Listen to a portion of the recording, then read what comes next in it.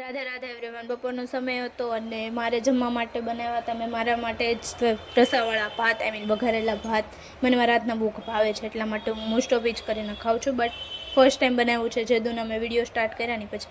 અને આ રૂમ મતલબ હોલ સાફ કરો સામાન નહીં, કિચન સાફ કરો સામાન નહીં, તો ફર્સ્ટ હું કામ સાફ કરો છો અને ઘર સાફ કરતાં કરતાં કંઈ ના તૂટે એવું બને જ નહીં. જોઈ લો, બહુણી તૂટી ગઈ કાચની એ પણ. અને મારે અહીંયા ચડવાનું છે, હા મારે જ સાફ કરવા માટે. અને ચડી પણ ગઈ હતી સાફ કરવા માટે અને મારા મમ્મી વિડીયો ઉતારતા હતા.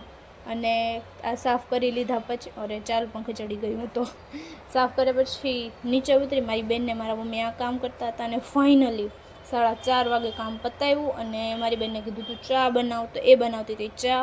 અને મારા પપ્પા ઉઠી ગયા હતા. મારા પપ્પાને આજે સવારથી મજા નથી એટલા માટે મારા પપ્પા કંઈ જમ્યા નહીં હતા.